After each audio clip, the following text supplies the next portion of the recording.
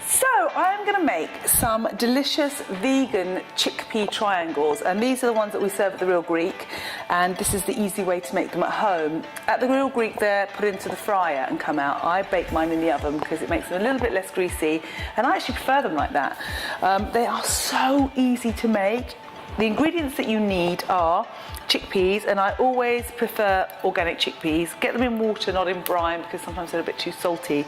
Then you need an onion, a chilli, 3 cloves of garlic, some parsley. I'm using turmeric, cumin and black pepper as my spices. But once you start knowing how to make these, you could kind of fill them with whatever you like, really. They're really simple to do, but these are particularly good because they're vegan. So the first thing I'm going to do is drain my chickpeas. Keep the water that they're in because it's quite flavoursome, and then you might need it to just maybe liquefy your chickpeas a little bit. But that's how I kind of just have them there, poured in there. Like that. These are quite little ones because they're organic, that's why I'm having to put my finger there as well. Okay, and then put your chickpeas in a bowl. And if you want, you can easily do this all in a Magimix or a food blender, but I'm going to have a chunkier mixture and I'm going to do it by hand.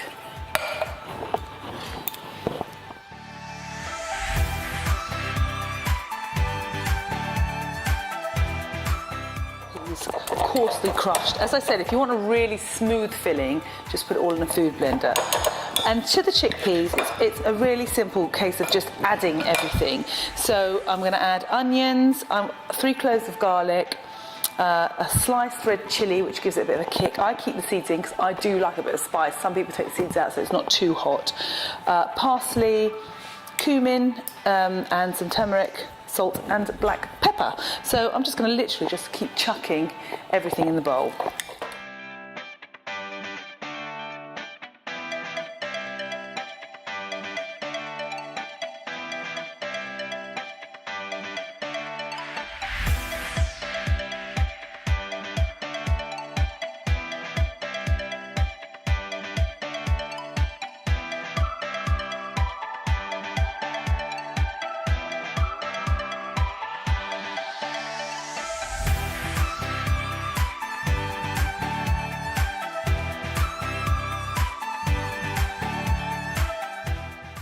So once you've stirred it really well, maybe mash it down again so everything really blends together. And this would be a very different consistency if you'd done it all in a food mixer. But I do like a chunky texture, so that's about right. And the other thing that just has to be done, otherwise you don't know what you're eating, is you've got to taste it and see if it needs salting or a tad more salt. Can go in there, and I actually think you can take a little bit more cumin, so I'm going to add a little bit more cumin, but that's why you should taste it and see what your taste buds are saying. I love cumin, I kind of like a lot of spices, so I'm going to add just a little bit more. I'd say that's about another half a teaspoon, and then mix that in together. And there you go, that's ready to use. Now this mixture will go a long way. So what I'm going to do now is I've already taken my Filo pastry and sliced a bit. So these are going to be quite small triangles.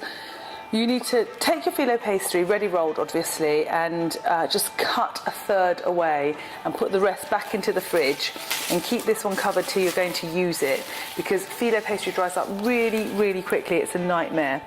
And then we're going to lay out a Filo strip like so. I'm going to try and do a few at the same time. I've got them on a greaseproof paper there. There we go. And see, look, what I mean by being cracked, this little one here is already cracked. So I think I'm just going to discard it because it's going to be too difficult to use if I don't. So just want one nice long line like that. Whatever you're not using, roll up again, put under a damp towel or wrap in cling film, because because it's so thin, the Filo, it just becomes paper and then it cracks and then you can't use it. The other thing about Filo that's really important is it needs oil, it needs a fat, it needs some kind of grease to make it crispy when it's cooking. So what I'm doing now is I'm just brushing along the Filo like that, all along it, and I'll also brush in between so the back gets done as well. Not too much, because you don't want really greasy triangles, but you do need a little bit. Otherwise the Filo sticks to each other and becomes doughy instead of crispy, and you want nice crispy parcels. So, and then it's a case of doing the folding, which is so easy, and I'm going to show you in 1 second. Now, you can fill this with what I've done, which is chickpea, or you can do it with spinach. You can add, I mean, the very kind of traditional Greek thing is a spanakopita, when they put feta and spinach in, but because we're doing vegan, we've got this lovely mix here. So you want to take a little teaspoon like this, not too big, and put it in the corner of your Filo. And then what you've got to do is take the corner of the Filo and fold it over and make a triangle like that. And then a little bit of oil so it seals.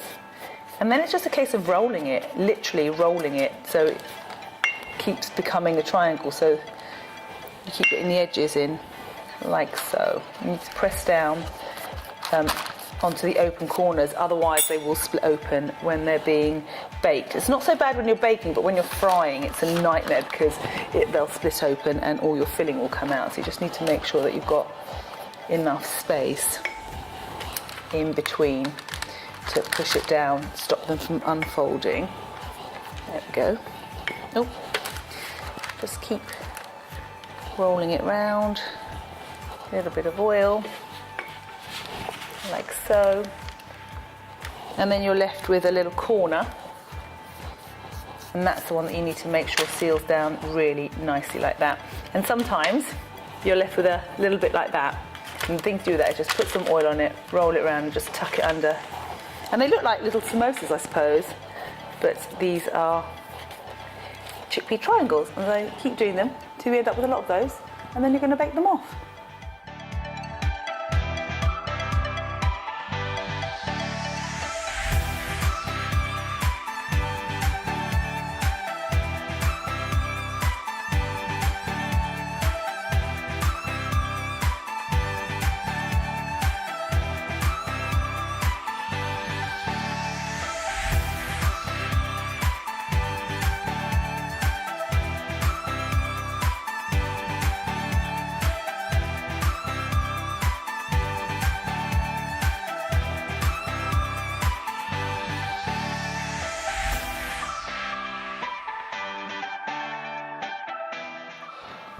So I've also made some really big ones, which are kind of almost lunch worthy. So if you're going to take a packed lunch, it's quite nice to have the big ones for lunch.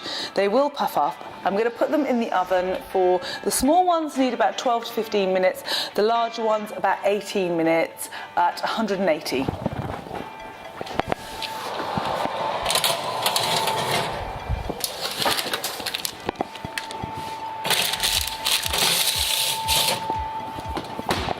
There you go. So that's been about 30 minutes and they are ready to come out. Ooh, even the big ones, because it's just the Filo that needs cooking. There's nothing in the filling that needs baking. The chickpeas are already cooked. So there you go. They look a little bit like that. They're way too hot to eat now, but they are completely, ooh, ouch, delicious.